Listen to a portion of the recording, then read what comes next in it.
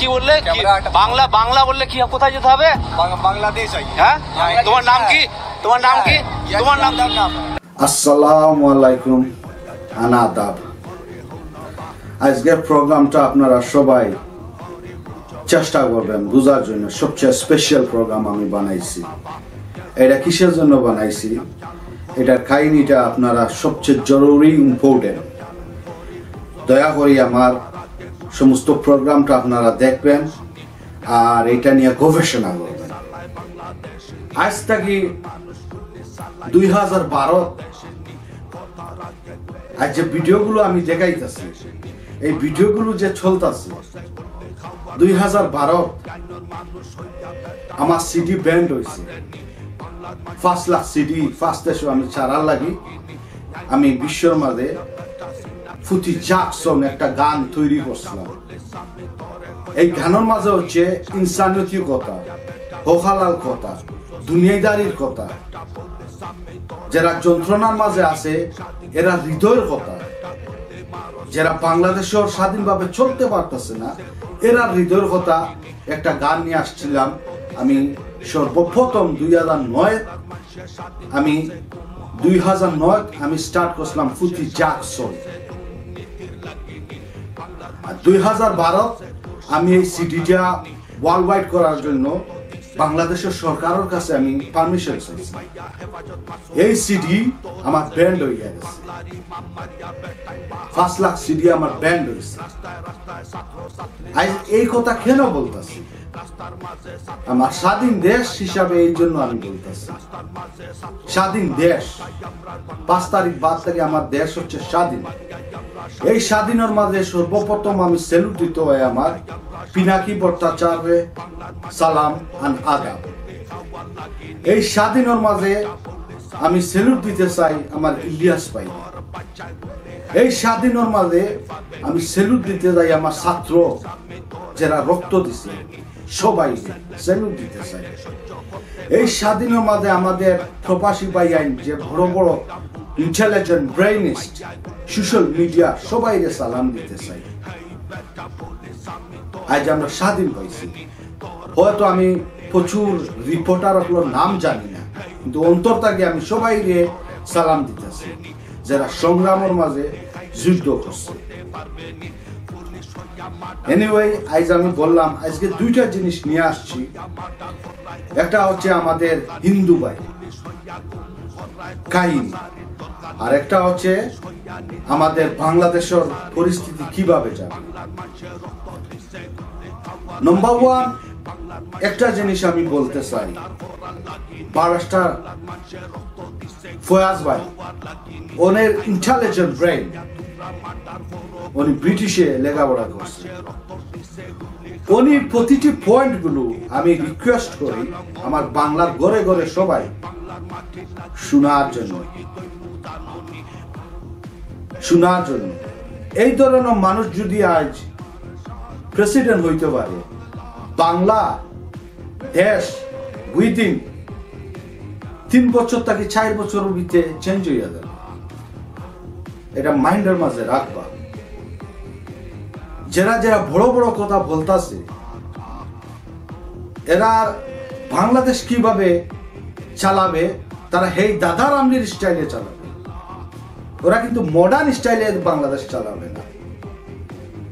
একটা পুষ্কুনির মাঝে জামাতে বলতে পারে পুষ্কুনির নিচে কি আছে, বিএনপি বলতে পারে পুষ্কুনির নিচে কি আছে, আওয়ামী লীগে বলতে পারে পুষ্কুনির নিচে কি আছে, কিন্তু ছাত্ররা এরা বলতে পারে না। ওরা এদিকে যাবে না। ওরা চাইবে বাংলাদেশ ডিফারেন্ট স্টাইলের কিছু জিনিস দেওয়ার জন্য। এইটা নতুন স্বাধীন দেশ হইছে, এটা কমপ্লিটলি ডিফারেন্ট ওয়েতে যাইবে। নাম্বার 2, আমি বলতাছি আমার হিন্দু ভাইকে, সব হিন্দু ভাইদের আমি স্যালুট দেই।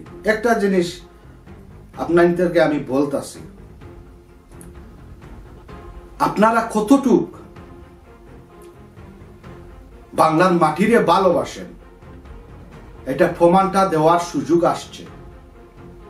আপনারা কিন্তু প্রমাণ দিতেছেন না। এই প্রমাণ না দেওয়ায় আমাদের বাংলাদেশের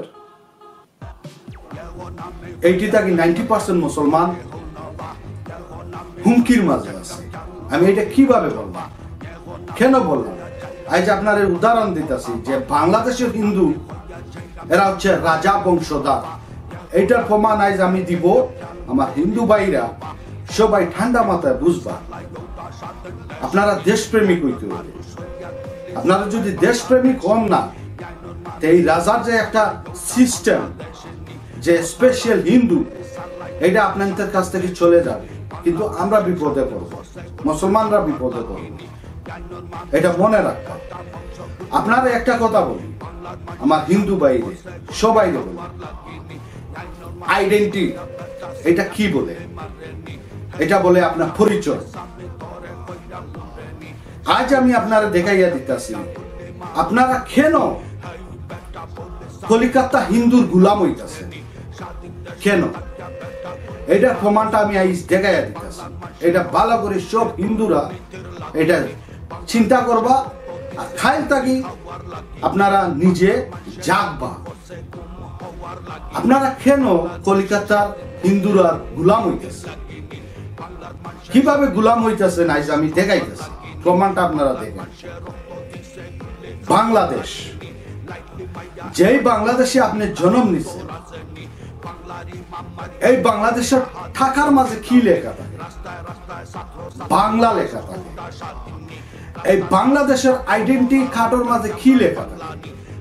বাংলা লেখা থাকে। এই বাংলাদেশের পাসপোর্টের মাঝে কি লেখা থাকে? বাংলা লেখা থাকে। এটার কি বলে? এটারে বলে নম্বর 1 সিটিজেন ফার্স্ট সাইড। মনে হইল আপনি বাংলাদেশের নম্বর 1 বাংলাদেশি, এইটা বলে। এই আইডি কার্ডে এইটা বলে, এই পাসপোর্টে এইটা বলে, এই আপনার সার্টিফিকেটে এইটা বলে। এইটা হইল তোমার দেশ, এইটা হচ্ছে তোমার দেশ। এইটা মুসলমানের দেশ, এটা হিন্দুর দেশ, এটা খ্রিস্টানের দেশ, এটা বুদ্ধিস্টের দেশ। যদি বাংলাদেশের জন্ম হয়, এটা হচ্ছে তোমার দেশ। এখন চলেন কলিকাতা সাইডে, ওদের পাসপোর্টে কি লেখা আছে? ইন্ডিয়ান। ওদের পোশার মাঝে কি লেখা আছে? ইন্ডিয়ান। ওদের আইডির কাছে কি লেখা আছে? ইন্ডিয়ান। ওদের সার্টিফিকেটে কি লেখা আছে? ইন্ডিয়ান। ওদের ভাষার মাঝে কত নম্বর ভাষাতে ওরা আসে? 3 নম্বর ভাষাতে আসে। হিন্দুস্তানি ভাষা, ইংলিশ ভাষা, বেঙ্গলি ভাষা। বাংলাদেশ কত নম্বর ভাষাতে আসে? বাংলাদেশি ভাষা নম্বর 1, সেকেন্ড ইংলিশ ভাষা, এগুলো আসে। এখন ওরা হচ্ছে 3 নম্বর পজিশনে, আর আপনি হচ্ছেন 1 নম্বর পজিশনে। গুলামটা খেয়ে, গুলামটা খেয়ে আপনি গুলাম না কলিকাতার হিন্দু গুলাম? ওদের তো কোনো রাইট নাই। আর আপনি যদি বাংলাদেশে বলেন আমার সোনার বাংলা, কারণ আপনি হচ্ছেন পয়লা এই দেশের বাংলাদেশের নাগরিক। এটা জানেননি? এটার ভিডিও আমি দেখাই দিব। এটার ভিডিও এখন বর্তমানে আমি দেখাবো যে বাংলাদেশ, কলিকাতার যদি বাংলা ভাষার কথা বললে ওদের প্রবলেম হয় সোসাইটির মাঝে।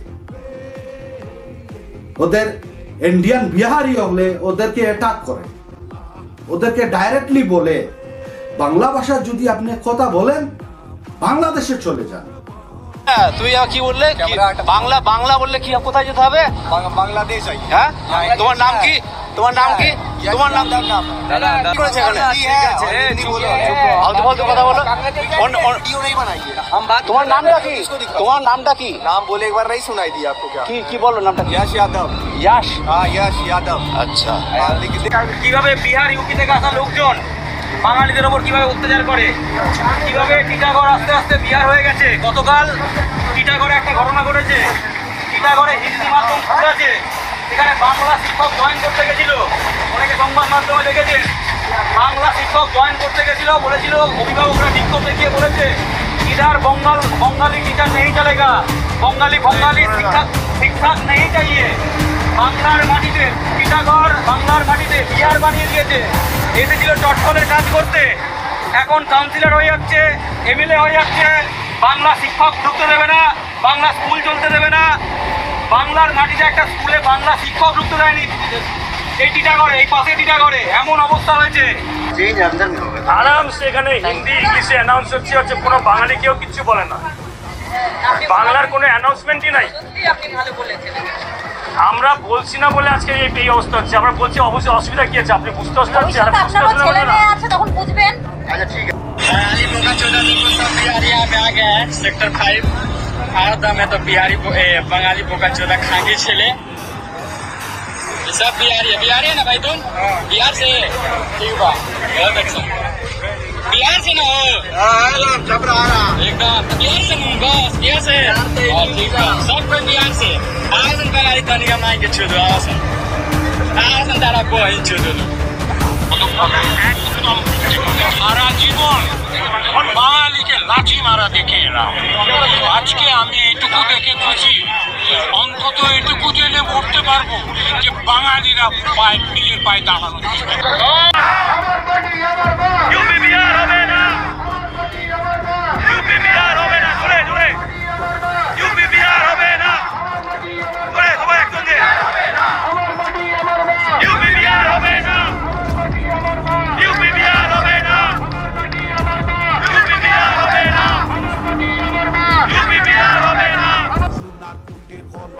ওরা যে যন্ত্রণার মাঝে আছে, ওরা জীবনে যে মিস্টেকটা করছে, আজ এইটার ফল ওরা পাইতাছে, কলিকাতার মানুষের পাইতাছে। কেন আমার বাংলাদেশের হিন্দুরা ওদের গুলাম হইতেছে?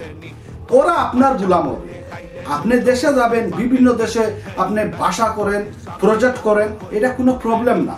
মুসলমানের প্রবলেম হইতাছে আমার দেশের হিন্দু কলিকাতার গুলাম কেন হয়? ওরা কিন্তু আপনার গুলাম হইতো, আপনি কিন্তু ওরা গুলাম না। কারণ আপনার এক আইডেন্টি আর ওরা হচ্ছে তিনটা আইডেন্টি। যে ডায়লগটা আমি মাসলাম 3 নম্বরের সাকলোর বাচ্চা প্রচুর বাংলাদেশে চলছে। এই যত মুলা মলম সব কিছু ডায়লগের মালিক হচ্ছি আমি, এই ফুতি রাজা। গানের জগতে গেলে ফুতি রাজা, আর অফিসিয়াল ভাবে গেলে শহরউদ্দিন ডাইরেক্টর। এইগুলো আমি দিছি, এগুলো চলতেছে প্রচুর বাইরে। এই জন্য আমি রিকোয়েস্ট করি আমার হিন্দু ভাই, আপনারা দেশপ্রেমিক হন। আপনারা এখন পর্যন্ত দেশপ্রেমিক না। আপনারা যদি দেশপ্রেমিক হইয়া যান, প্রচার করেন, তাহলে বাংলাদেশের মাঝে কোনো প্রবলেম হবে না। সরকারে আমি রিকোয়েস্ট করতেছি একটা জিনিস, বিশ্বের মাঝে এই জিনিস কেউ বলতে পারবে না, একমাত্র আমি যে জিনিসটা বলতেছি এটা কিন্তু আপনি সরকারের রিকোয়েস্ট করতেছি। আপনি একটা জিনিস করেন, এই টাকার মাঝে, আইডি কার্ডের মাঝে, পাসপোর্টের মাঝে আপনি সুন্দর করিয়া একটা স্পেস দিয়া, একটা বক্স দিয়া, বক্সের মাঝে লেখিয়া দেন, এটা লেখিয়া দেন, এর সাথে ওয়ার্নিং দিয়া দেন। যদি এক ধর্ম আরেক ধর্মের সাথে লিঙ্কিং করে, কোনো প্রবলেম করে, ওদের 2 বছরের জেল হবে। যদি এক ধর্মের সাথে আরেক ধর্মের সাথে লিঙ্কিং হয়, ফার্স্ট টাইম ওদের 2 বছরের জেল হবে, সেকেন্ড টাইম ওর মৃত্যুদণ্ড হবে। এইটা শুধু লেখিয়া দিলে আইডি কার্ডে, ড্রাইভিং লাইসেন্সে, পাসপোর্টে আমার দেশের হিন্দু, খ্রিস্টান, মুসলমান, বুদ্ধিস্ট কেউ প্রবলেমে পড়বে না। যেহেতু টাকাটা হাতে লবে, দেখতে পারবে ওয়ার্নিং সাইন। এইটা জরুরি। এইটা করলে বিভিন্ন ভারত দেশে বিদেশিরা কিছু করতে পারবে না, কারণ আপনি অলরেডি এস্টাবলিশ করিয়া দিচ্ছেন। এটার উপরে ওয়ার্ল্ড ওয়াইড যে হিউম্যান রাইট আছে, এটার সাথে যুদ্ধ করতে পারবে না। কেন? অলরেডি আপনি এটা দিয়া দিচ্ছেন, সবাই এটা দেখতেছে, এটার উপরে কোনো বিচার নাই। এটা হলেই মৃত্যুদণ্ড। এই জিনিসটা আমি সরকারের রিকোয়েস্ট করি, এটা হচ্ছে সবচেয়ে ইম্পর্টেন্ট জিনিস। দয়া করে সরকারের বলতেছি, আপনারা যেগুলা সরকার তৈরি করবেন, পজিশন তৈরি করবেন, 5 জন হিন্দু, 5 জন বুদ্ধিস্ট, 5 জন খ্রিস্টান, ওদেরকে পজিশন দিবেন। ওদের মাটি, ওদেরকে পজিশন দিবেন।